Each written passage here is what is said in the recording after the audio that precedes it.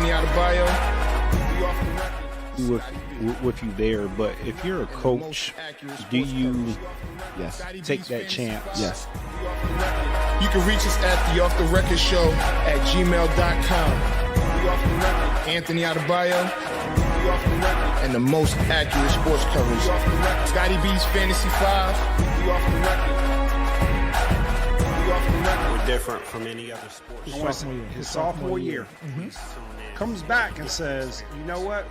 And your boy, Scotty B.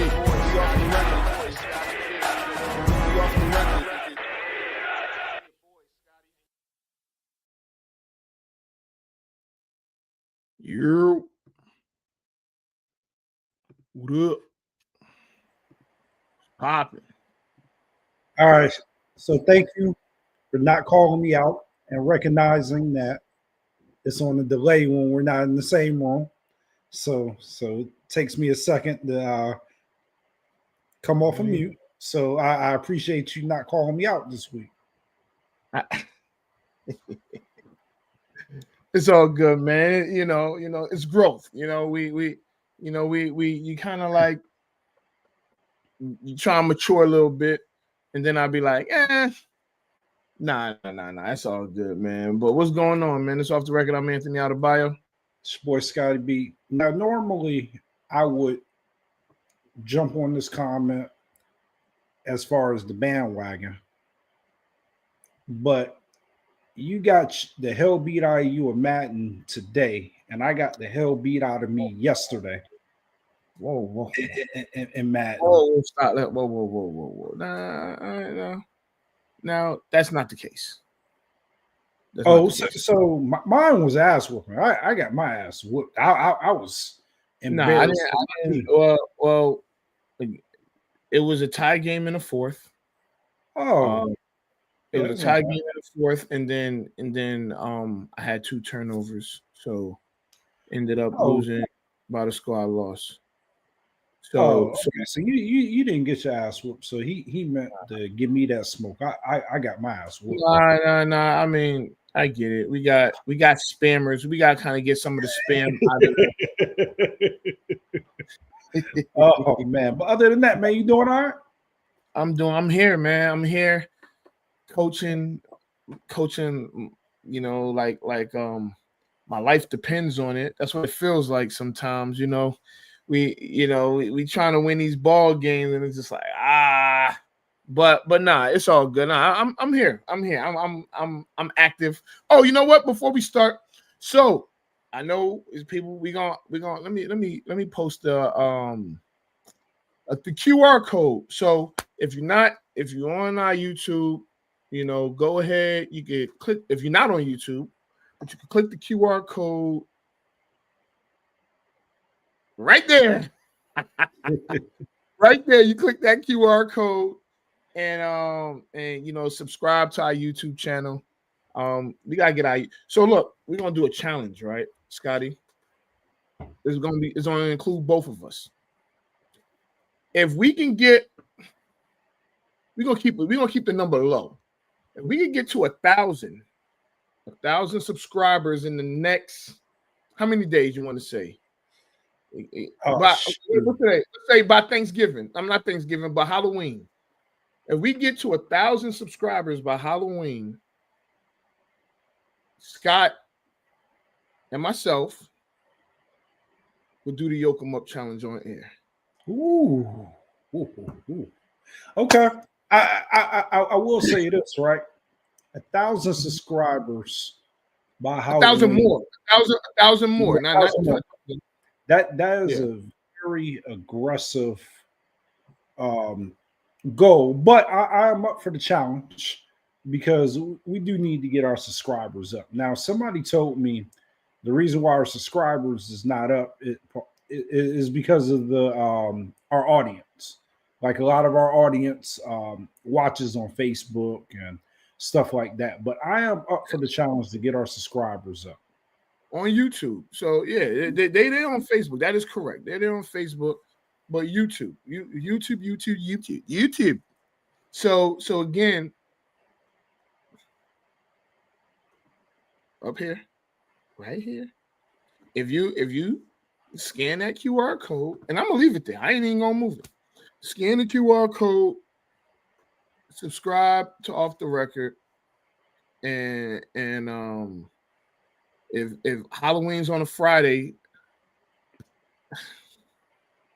you know, people going to subscribe out of spite now. Yeah, they not even gonna care what we talking about. Well, hold on. So we got some new viewers. They may not be familiar with the Yoke 'em Up challenge. All right. So since they're not familiar with the Yoke 'em Up challenge, take a look at this.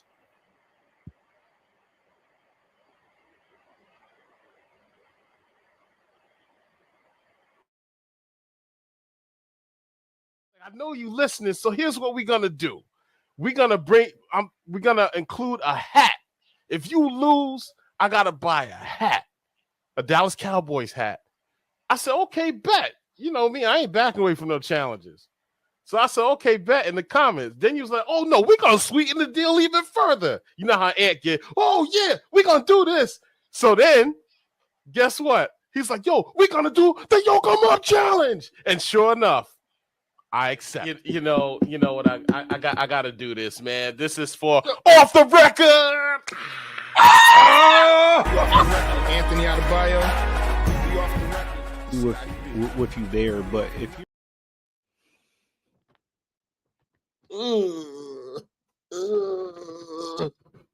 So yeah, so you take an egg and you crack it over your head. So that's the Yoke 'em Up. The Yoke 'em Up. Yeah, I felt bad for our guy Chuck because he didn't take it easy on himself.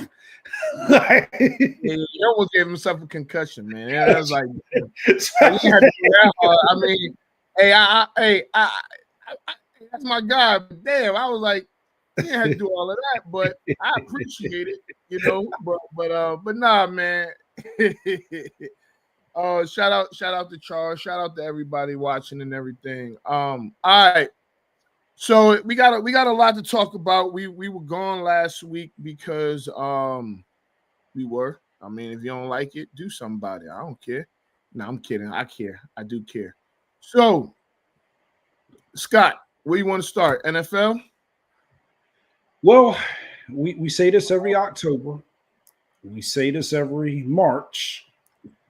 We are in the heart of like sports. I mean, you got baseball playoffs, you got football, you got basketball preseason, you got WNBA championship. Like it's college football. You got a lot going on, but we can start with the NFL. All right. Joe Flacco gets traded to the Bengals. We starting to hit G's. All right. Yeah. What were your thoughts on that? I'm glad you brought this up. You know, I didn't know you're gonna start here, but I am happy that you brought this up of all conversations because Turncoat Smith over here turned his back on me and Shador. I couldn't believe what I was hearing on Sunday, but nonetheless, I thought it was. I mean, I felt like when I saw the trade for Flacco from the Browns to the Bengals, I was like, okay. And then when they said he was going to start, I was like, well, he did play against the Packers earlier a few weeks ago, so I think he will probably be, in this case, probably be the better man for the job than Browning, who's been struggling like nobody's business. It's like ridiculous. It's almost like he forgot how to play football. So I'm not opposed to this. I'm gonna tell you this right now, Scott. Listen to me when I tell you this. The Packers are like 15-point favorites. If the Packers don't only cover, but win as well, if they can't win by 7 or 3 or nothing like that. If they don't cover and win, there's gonna be a problem in Green Bay. I think that if Green Bay loses this game, the Cowboys won that trade. But nonetheless, it's not about the Cowboys right now. It's about Joe Flacco going to the Bengals, and I'm not mad at it. I think it's a good deal for them. Personally, I kind of want to bring our conversation from Sunday to the air. Oh, absolutely. And that's why I'm starting here, right? Because I figured you'd be triggered. I figured you'd still be a little upset. Well, not I wasn't upset. Not upset. We'll say a little disappointed. Normally when two people gang up, pause on somebody during a debate, the person that didn't have anybody on their side. They want to. I got big shoulders, Scott. You see these shoulders over here? I But got big shoulders. Before we get into that conversation, though, and you bring up one thing that I will agree with, you got to be playing some really, really bad football for a team to trade for Joe Flacco and start him. And start him. And start him. And it's not like he was in that system. I mean, yeah, you have to really, really, really be playing some bad football for a team to say, you know what? We want Joe Flacco, and we're going to start him the same week. That is nasty, nasty, nasty. Yeah, And I saw that, and that's why I brought that up. I was like, Joe Flacco? Like, I get it. I get why the Browns signed him. I get why the Colts had him last year. But the trade for him and start him, and matter of fact, I think they even gave up a 6th rounder to get Joe Flacco, which is even nastier work. That is crazy, insane. Yeah. I mean, it's again, Browning must be he's playing like Boo Boo, like Brown Boo Boo, So that's just crazy. That it just sounds crazy. Like it's like you were playing that bad. You were playing that bad to where they said, nope, you got to go. Let's get Flacco. He's the guy for the job. But I think the main reason is because he played against them earlier this year, a few weeks ago. All right. So I read an article today. Okay. And it said the Cleveland Browns are reluctant to name Shador the 2nd string quarterback. Now, just to kind of segue into the conversation that Ant and I were having, Ant feels like Shador has not gotten a fair shake in Cleveland, and that organization is not doing everything possible to put him in the best situation. I personally disagree, but I want to give you the floor, Ant, because I want you to tell him why you mad, man. Tell him why you mad. First and foremost, Anthony Adebayo is not mad at not one bit about this, but I think it's a discussion that should be had. Now, first, it is clearly obvious that the head coach did not want Shador Sanders as his quarterback. He did not want him on his team. He didn't want him. He didn't want to draft him. He didn't want no parts of Shador Sanders. Now, going into this season, this offseason, I think that Stefanski was one of the more safe coaches as far as like not having a problem with keeping your job. I think he's won Coach of the Year 2 times with his time in Cleveland. So I think that he felt like he had some control over the situation. They had Flacco, they signed Kenny Pickett. So they didn't want anything to do with Shador. Now with that, and as a coach, I know I've seen it before. I'm not saying that I've done it, but when there are people on your team that you don't really rock with, or they're not your cup of tea, or they're not, the style that you would, technically prefer, you tend to not do anything to help that person out. You're not going to give them favorable plays to call at practice. You're not going to put them in favorable positions in the preseason, and you're just not going to. And if you want to be honest, he's one of the more popular players on the team. So eventually, there's going to be the fans and everything and everybody in between are going to say something about Shedeur not playing.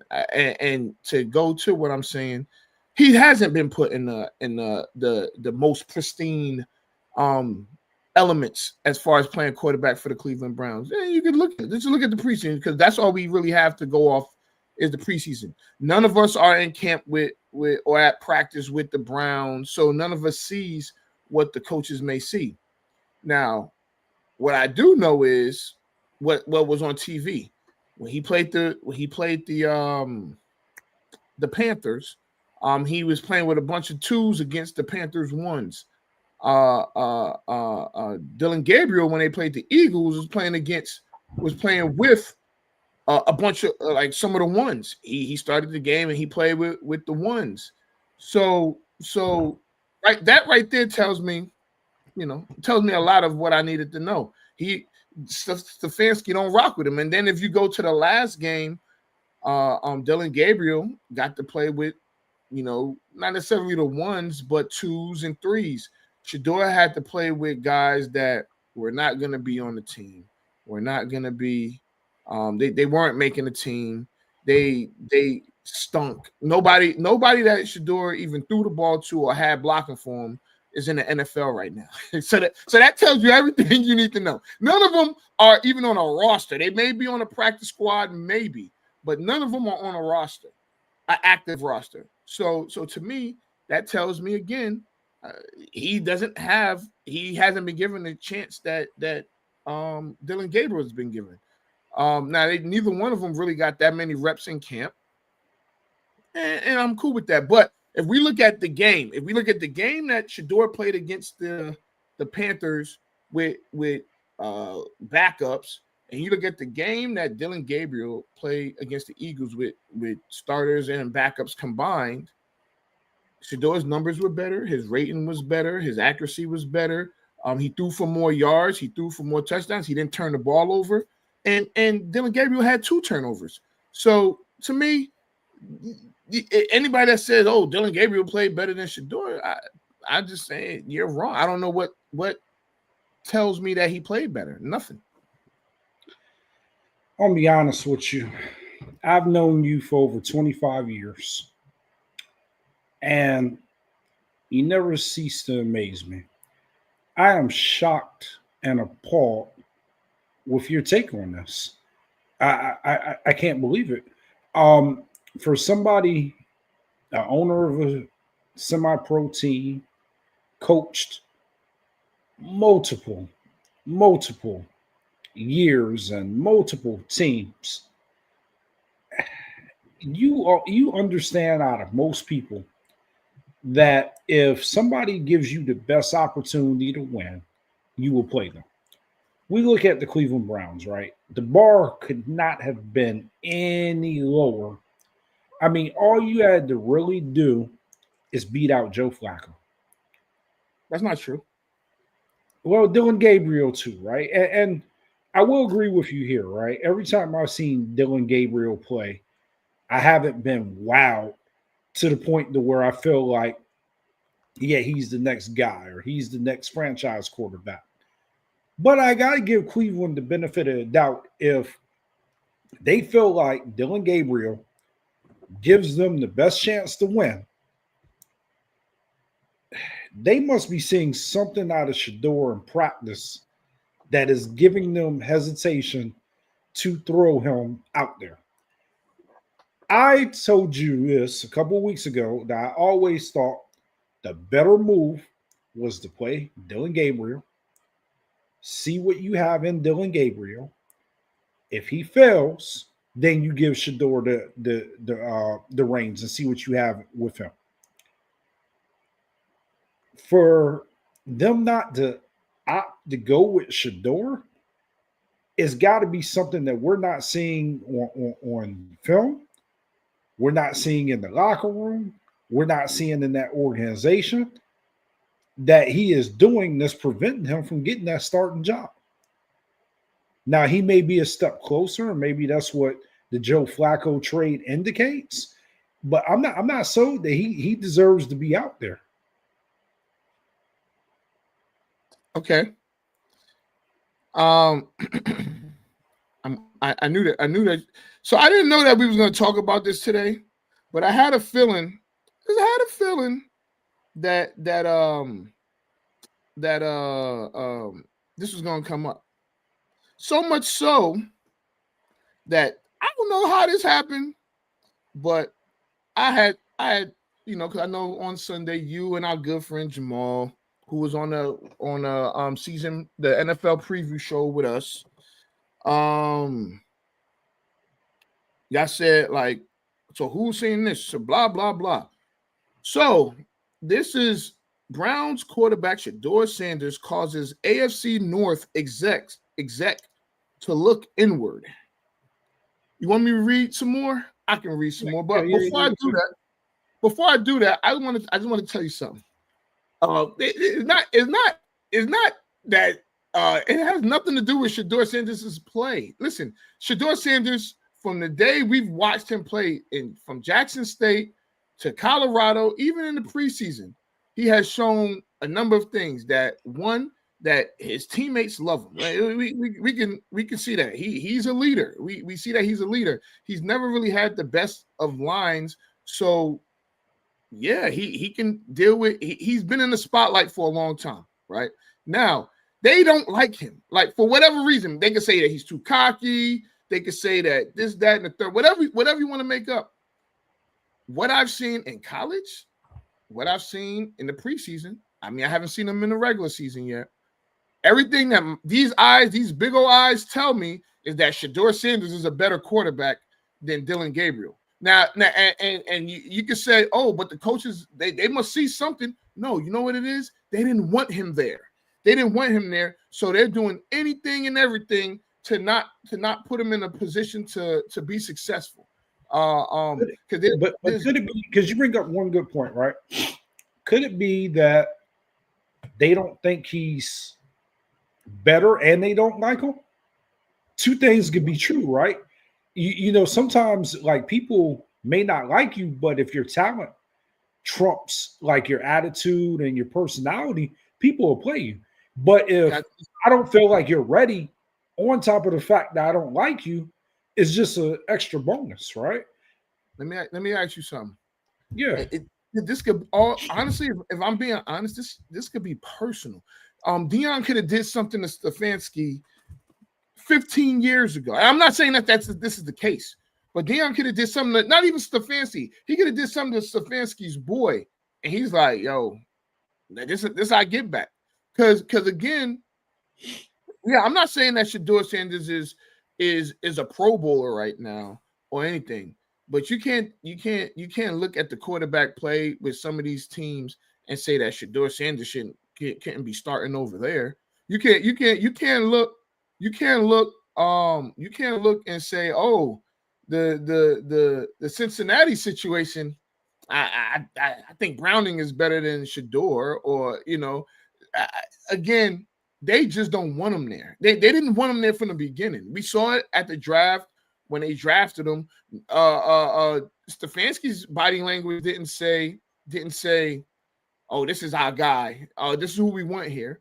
No, and then, will he listen? There's gonna be pressure from up top. There's gonna be pressure from the fans for them to play Shedeur eventually, sometime this season. Shedeur is gonna play he's gonna start or whatever this season. If they put him at number 2, because they have in there, I think they're bringing in Billy Zappi or something. Like Billy Zappi might be the second or third worst quarterback that we've seen play NFL football with Peterman as number 1 as the worst quarterback ever.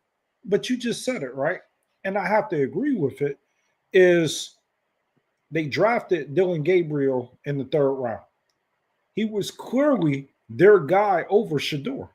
If he wasn't, they would have drafted Shador before they drafted Dylan Gabriel. I just think that in the 5th round, it was a low risk to take him. Now, should he have went to the 5th round?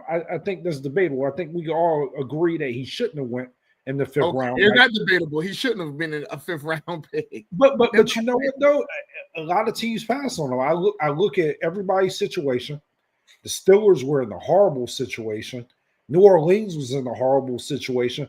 And for whatever reason, and I think statistically, like every team passed on him at least 3 times in the draft, right? So you look at it from the Browns standpoint, they draft Dylan Gabriel in the 3rd round. That's clearly who they want. Why wouldn't they play him first? If they wanted Shador, they would have drafted him a lot earlier. I'm not opposed to them. I understand that he was a 3rd round pick. They're gonna play him more. He's making more money than Shador. Well, his contract is a little bit more, and he ain't making more money than Shador. But I understand that them playing him for. I even understand that. But the things that Shador has endured are definitely seem unfair. So, okay, let me ask you this, right? Mm-hmm. And this is something that we're overlooking. I just thought about it.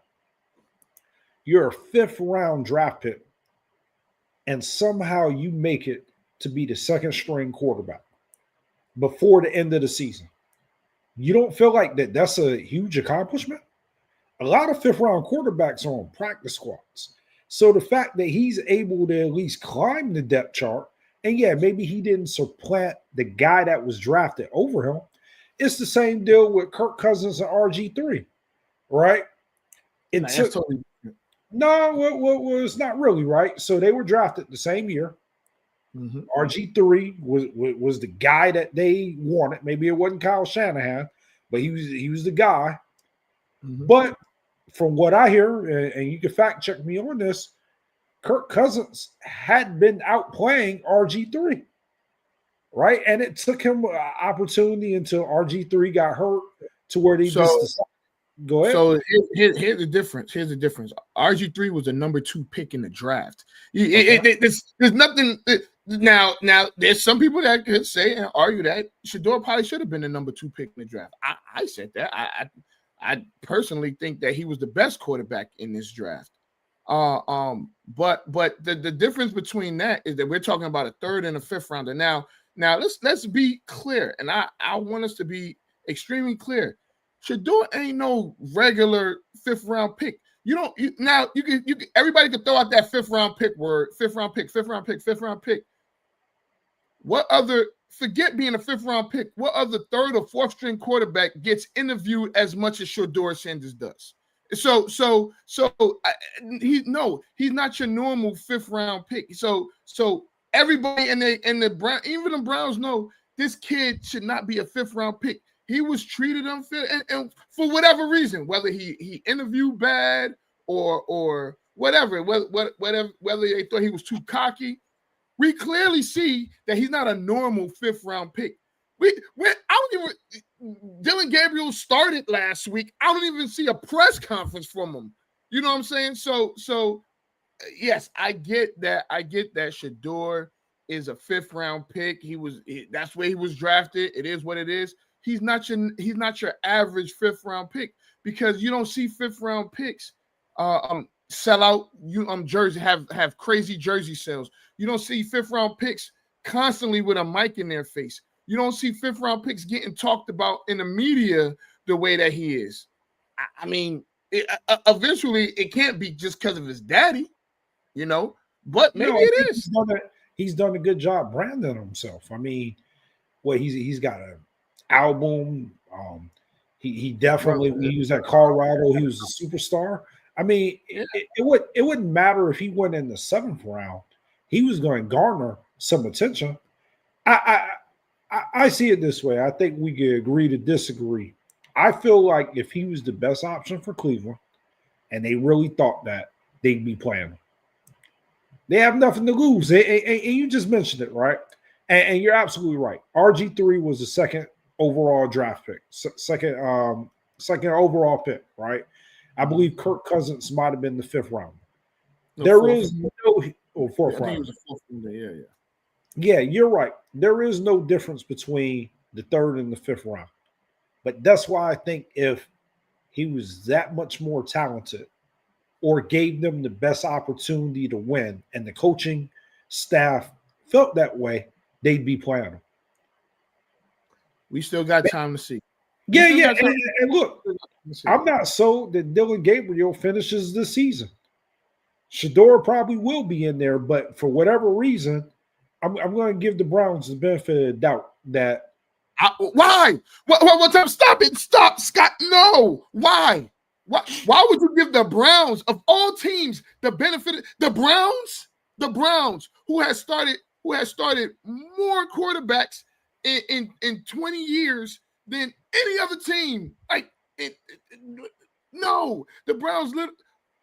No, I won't let you get it. The Browns, the benefit of the doubt with dealing with quarterbacks. No, Wait, they got Baker Mayfield wrong. hear me out on this. They're terrible when it comes to quarterbacks. Hear me out, right? Deshaun Watson, and I'm just going to say this. Every single thing that you can have going against you, he had going against him.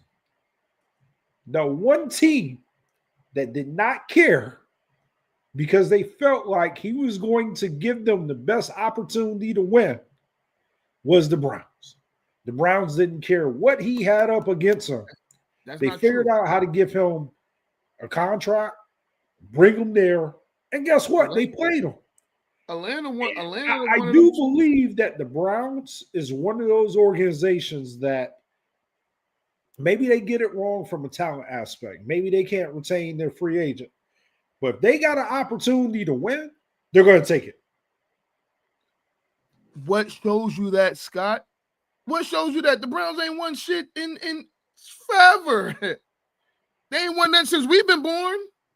What have they won? They went to an AFC conference. They went to the AFC Championship in the 80s and screwed that up. They've been terrible the last 27 years since they've been back.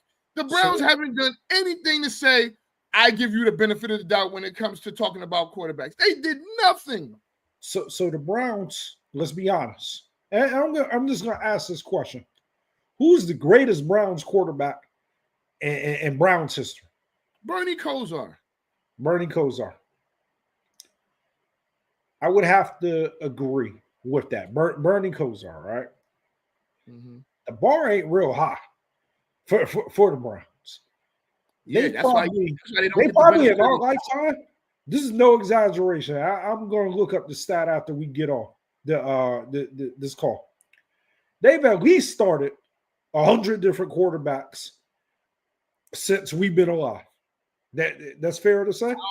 100 sounds like a lot, but you might be on to something here. Since we've been alive, it's safe to say they started a lot of different quarterbacks. I don't think it's 100. A lot of different quarterbacks. I will go north of 75 since over in the past 40 years they've at least started 75 different quarterbacks. That's a fair argument. I can't argue it. You can't argue it, right? Okay. I do truly believe if they had some sort of talent that they felt like could win, they would play. They would play. The Browns might have, and again, we can debate this. They may have the worst quarterbacks of all time. There's probably no NFL franchise that has worse quarterbacks than the Cleveland Browns. Anytime you're saying Bernie Kosar, and I don't have nothing against Bernie Kosar. I like Bernie Kosar. Kosar was good in the 80s, though. He was good. I mean, they went to the AFC Championship. We're not gonna act like Bernie Kosar was a bum. Bernie Kosar. Yeah, I didn't say he was a bum, but I will say this: if he's your franchise best quarterback of all time,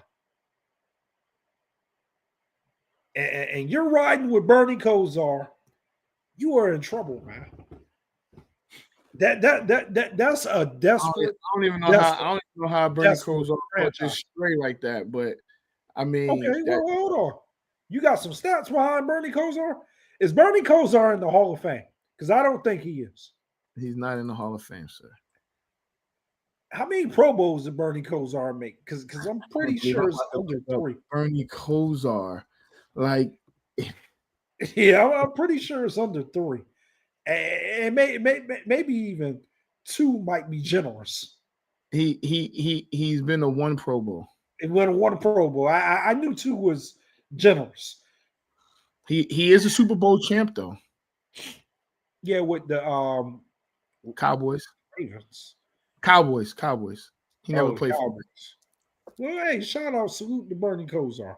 He got a Super Bowl ring. He lost his only start though. Yeah, I mean, hey, shout out to him. But look, that's pretty bad, man. That's pretty bad if we're referencing Bernie Kosar. Hey, look, man. That kind of proves my point that no matter who's at the helm for the Browns, they listen. And this is the last thing I want to say about this because I don't even know. I can't even believe we've been on this subject for this long. Me But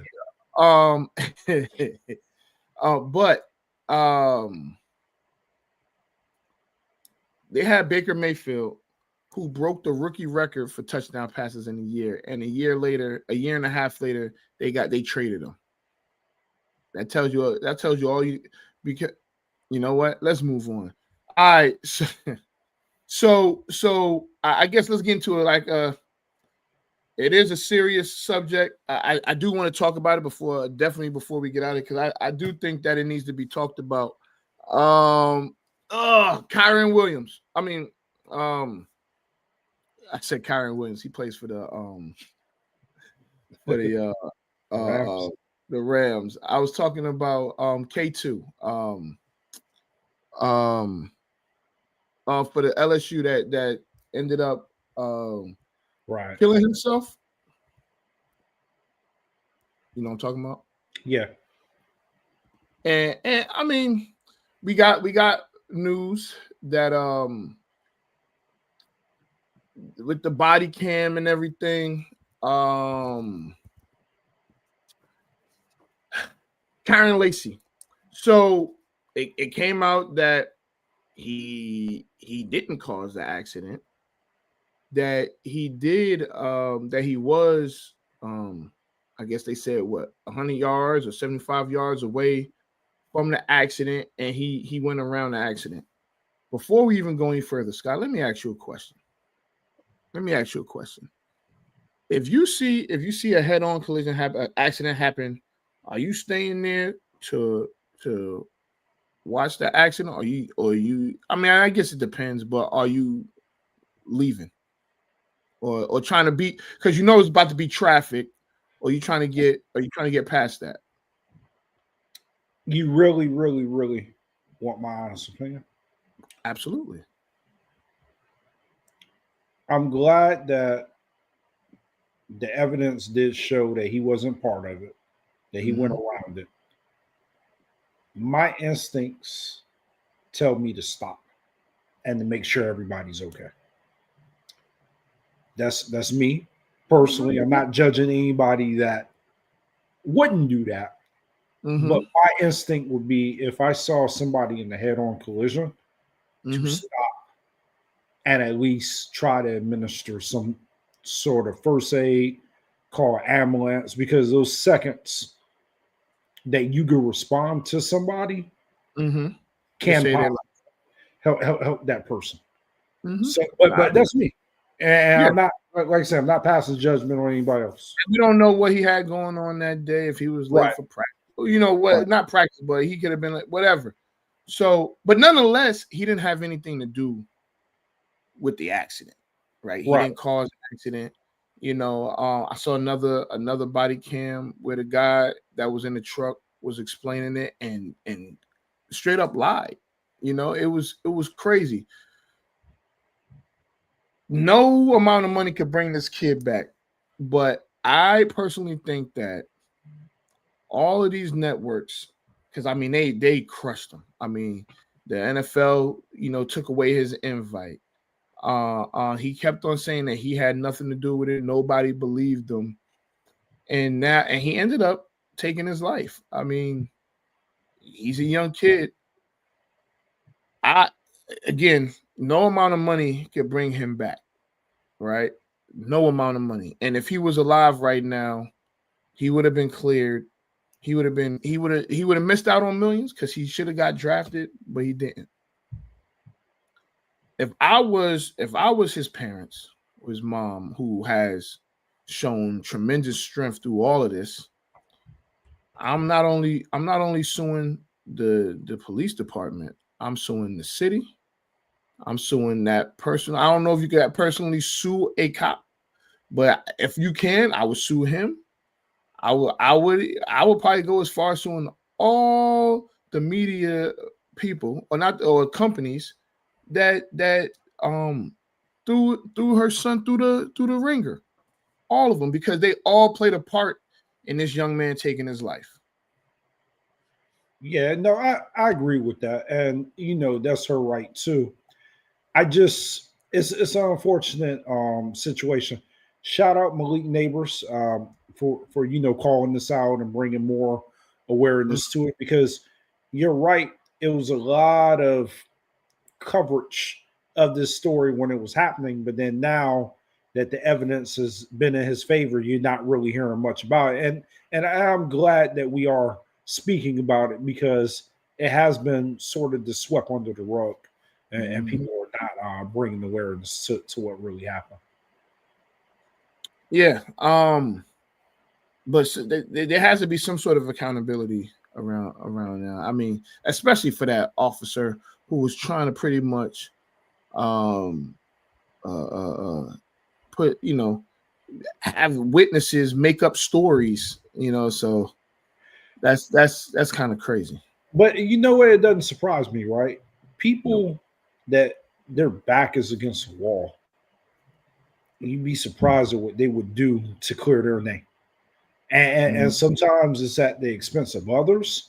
And unfortunate for this young man, he ended up taking his life for that. But yeah, that type of stuff, it doesn't surprise me that somebody was going to do whatever they had to do to protect themselves, regardless if that resulted in somebody else taking the fall for some of their actions. Yeah, man. So again, is accountability. That's honestly that's the main thing I want to see, is accountability. Someone be accountable, or be held accountable in this instance. So yeah, so that's where we at in regards to that. I mean, we still got WNBA. The game 3 is this evening in Phoenix. The baseball. Yes, Las Vegas is up. They're up 41-34. I want to tell you, the Mercury are in some trouble. They are in some trouble. It's not looking good. That's an understatement. I want it to be a good series. They might get swept. They honestly, if I'm being honest, it should have been. I would have loved to see Minnesota versus Las Vegas. I think that Minnesota was the only team that could possibly beat Las Vegas, and what's today? Tuesday, Wednesday, so I think championship game is going to be over in 2 days. So something that we haven't talked about, and I'm not as privy to it. I hadn't been really following it that much, but it did catch my attention, right? The WNBA commissioner and her relationship with the players in the WNBA. And I want to tell you, I cannot think of her name. I believe she plays for the Minnesota. Nafisa. Yeah, needless to say, she has some pretty tough comments for the commissioner. And typically, you don't see players really speak out against a commissioner in any sport. Mhm. Let us set aside her peers who really came out and showed out in support of what she was saying, and it centered around the way that WNBA players are treated. You know, their pay, their compensation, their conditions, and you know the play calling and just not play calling, but the refs and just some of the things that she called out. Do you fire that commissioner? Because I see Adam. What did Adam Silver say? Oh, he's on our line like, yo, you need to fix this relationship. Yeah, and Nafisa Collier, she said, I ain't got nothing to say to her, and which I don't blame her, because so let's be as clear as possible. With these leagues, whether it's NFL, NBA, WNBA, MLB, NHL, MLS, it don't matter. The league is nothing, is absolutely nothing without the players. If you don't have the players, you are nothing. You're not a league. You're just a club. It's whatever. You're nothing without the players. So that's first and foremost. And for her to think that, and let's be clear, it is a privilege for these women and men to play in these different leagues. Absolutely, we know it's a privilege to play in these leagues because you got to get drafted or signed in X, Y, and Z. Yes, we all understand that. What I will say is the way she was acting, like with Caitlin Clark and what's the other one? All of them, you know, Asia Wilson, and you know, it's like, wait a minute, you mean you think that it was you? Nobody even knows you. You know, nobody knows you. They know the players, and yes, so to act like you're doing all of this stuff for let's just use Caitlin Clark for instance. Let's be clear. If Caitlin Clark did not play in the WNBA, first of all, she got offered $5 million to play in the Big Three. Let's like $5 million per year. She got offered to play in the Big Three. So that's whatever is done. So don't think that because you're the commissioner that you have all of this power. You have none. And if you don't fix it, you're gonna get run out the league as a commissioner. And honestly, she needs to resign. Yeah, and you're right about Caitlin Clark. I mean, people can say what they want. I know they've got this Angel Reese, Caitlin Clark, Magic versus Bird type relationship going, but without Caitlin Clark is responsible for really like driving up viewership with the WNBA. And I mean, look, I get it. The WNBA has some great players, and they got some really good players, but Caitlin Clark has done a lot for the WNBA. I'll just put it like that. She's definitely moved it into the new stratosphere of even the TV deal that they were able to get. Caitlin Clark was responsible for. I'll say she played a part in that. Yeah, they got the deal before Caitlin Clark got to the WNBA though.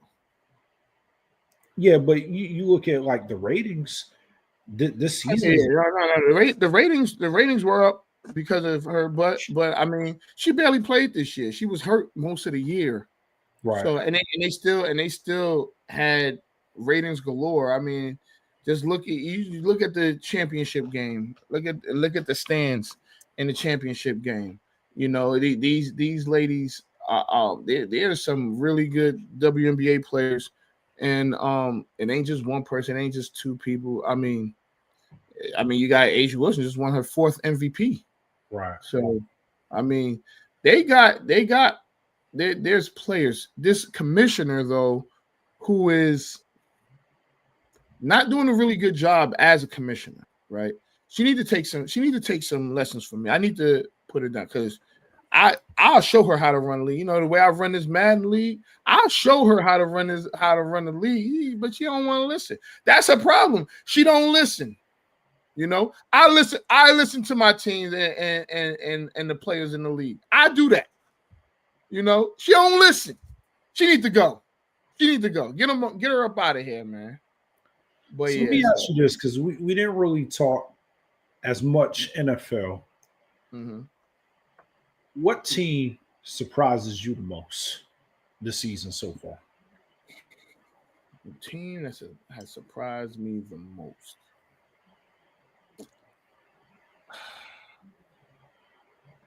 I mean, Indy looks really good. Jacksonville looks really good. But surprised me the most. Yeah. No, I think that's two really good teams. I mean, Indy. Yeah, I mean, so I was thinking Tampa Bay, but when you said Indy, I think I gotta move my vote to Indy. I mean, Jacksonville just beat the Chiefs, and I mean, I know people are trying to downplay that win, but that's a huge win. I don't care what anybody. The Chiefs are still the Chiefs. You know, a team that is surprising me. Are unfortunately on the bad side of things are the Ravens. I am really surprised with the Ravens. I didn't see them being this bad, especially their defense. But I know they got some guys hurt. But that's an excuse, and I don't want to hear that because everybody has people hurt, you know. But you know what though? I blame myself for the Ravens' performance. Why? I picked the Ravens to go to the Super Bowl. I think I did too. I picked. I thought that they were that good. I picked the Ravens. I did. I mean, what says? I mean, going into the season says that the Ravens aren't one of the best teams. And now, like, let's be clear, they could still, you know, they still got high odds to make the playoffs. So it'll be interesting. You know who is surprising a lot of people, but not me. Who? Dak Prescott. He ain't doing nothing different than what he's done the last few years. The problem is, you know, now he has less help, right? Guys are hurt. You know, his defense is the worst in the league. You know, CeeDee Lamb's been hurt the last few games. So and he's putting up MVP type numbers. Okay. Yeah, it's gonna be interesting to see how their season plays out. Him and the George Pickens pickup, it might have been one of the most underrated pickups as far as them trading, huh? You know which other pickup that they got? Javonte Williams. I liked it from the beginning, right? The pick, but I like to give people credit. Our good friend Big Dog Joe Wilson. Joe, he from the beginning we had conversations, and he's a Commander fan, but he said, man, people better watch out for that Javonte Williams pickup because they're gonna have a running game now. And he was like, he's gonna be underrated. He's cheap, and I mean they're gonna have to. I always felt the Broncos weren't using them right. He did get hurt, and then once Sean Payton got there, he was like in the committee. Yeah, but that's Sean Payton football. Sean Payton football from the beginning of the time is he's a running back by committee guy. So and that's what I mean by I don't believe the Broncos were ever using them right. It was one other team. Okay, so we'll talk about this. Are the Eagles in trouble, or do they figure it out? They had a players only meeting. That's never a good thing. They tried to spin it like it was a good thing, and I want to tell you, it's not a good thing. It's never a good AJ thing. Brown has voiced his displeasure, and the offense. What did I say 2 weeks ago? Or probably longer than 2 weeks ago. No, you called it, and that Broncos loss was a bad loss, and it wasn't bad that the Broncos beat them because the Broncos are a strong team, and a lot of people are high up on the Broncos. They've got a pretty good defense, and we knew that it was going to be a tough game. But to have AJ Brown under 50 yards, to have Saquon Barkley rush for, I believe, to have only He had 6 carries. Yeah. for like 30 yards. Jalen Hurts not really have a good game. They've got to make some changes. I'm going to give them the benefit of the doubt. They probably can't figure it out. They're still 4-1, but the players meeting that's normally, I always say it. When there's smoke, there is fire.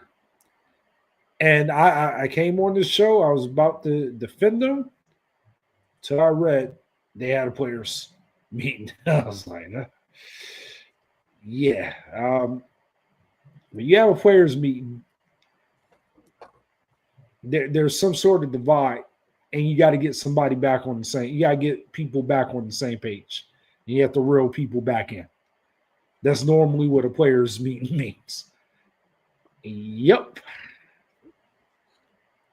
Did I go? Yeah, go ahead.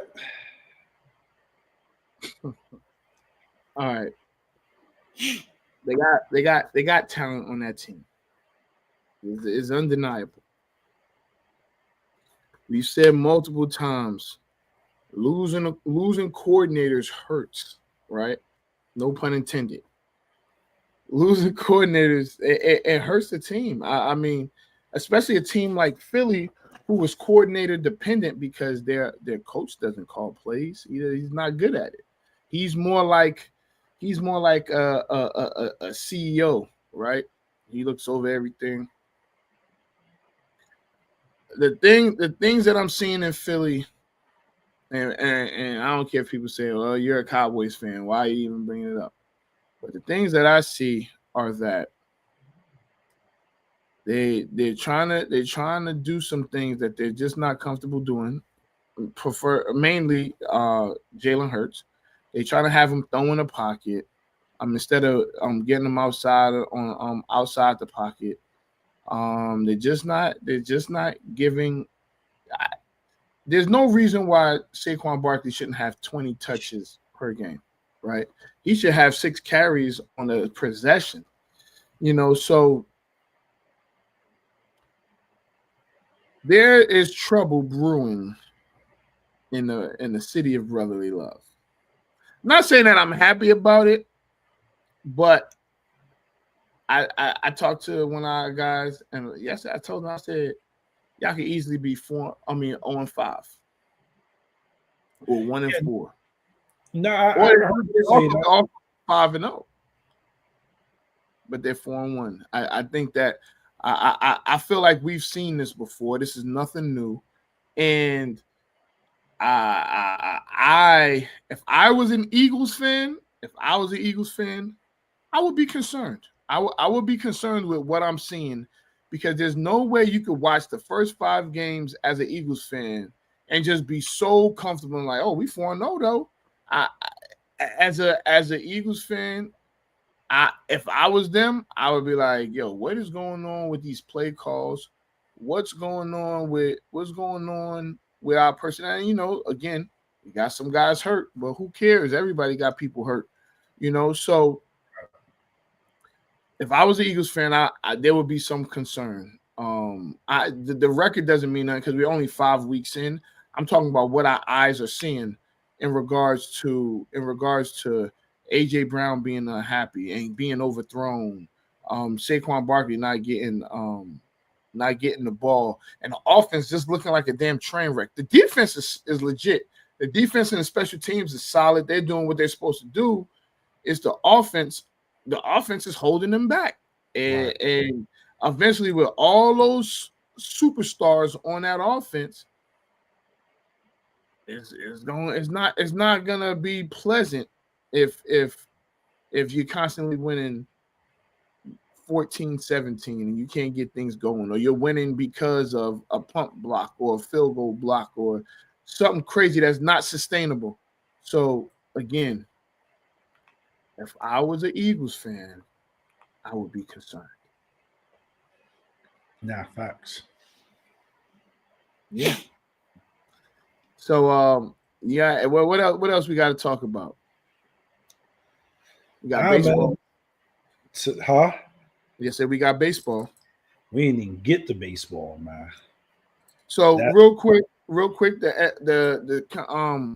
league championship series are about to start, and I know that the Dodgers and the I think the Brewers can close out their series. I want to say today.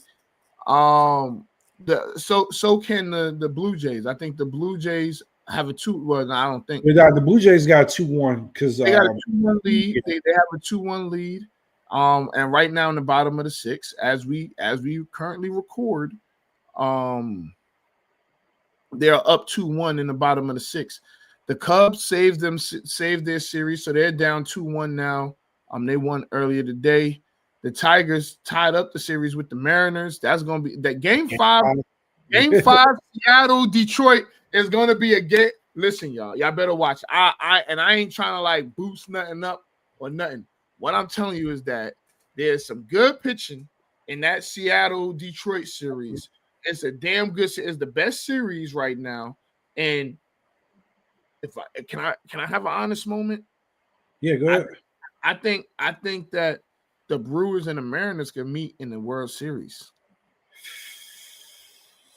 If the Dodgers freaking bullpen wasn't so damn terrible, but it's going. How I see it in the championship series, Philly is in trouble. Philly is in trouble. So I got LA versus Milwaukee. Okay. And I got Seattle. And that Seattle Detroit series is really going. Man, I got Seattle. I got Seattle winning that. Oof. Go ahead. The Yankees have to figure out how to stop Guerrero. Listen, whoever wins the Mariners Detroit series is going to the World Series. Okay, I heard it here first. You heard it here first. So they got one game. I think it's going to be the Mariners. They are loaded, and it's Brewers versus. I think it's going to be Brewers versus Dodgers. I'm gonna take the Brewers. So look, here's the thing about the Brewers. Mm-hmm. Brewers are good. They're sneaky good. A lot of people didn't expect them to be that good, but they're good. So you can't sleep on the Brewers. I tell you what. Mm-hmm. This playoff so far has been pretty good, and I've been tuned in. Maybe next week we'll talk a little bit more baseball. I know we got off onto a tangent with Shador, but yeah, I'm excited for the rest of the postseason. Absolutely. All right, y'all. We about to get up out of here, but before we go, you see this thing right over here, right there, right there. Boom. So go ahead, subscribe to our YouTube channel, and again, when we get 1,000 more subscribers by Halloween, which is a Friday, Scott and myself will be doing the Yoke 'em Up challenge. I hope we get to like $9.99 and we right. on November 1st or something like that. But nonetheless, we pay our bets, so that's the challenge. We get 1,000 Oh, God. I don't even, this is crazy. All right, but let's get up out of here. This is Off the Record. I'm Anthony Adebayo. Boy, Scotty B. We out of here. Anthony Adebayo. We off the record. With you there, but if you're a coach, do you take that chance? Yes. You can reach us at the Off the Record Show at gmail.com. Anthony Adebayo. And the most accurate sports coverage. Scotty B's Fantasy 5. We're different from any other sports. His sophomore year. Comes back and says, you know what? And your boy, Scotty B.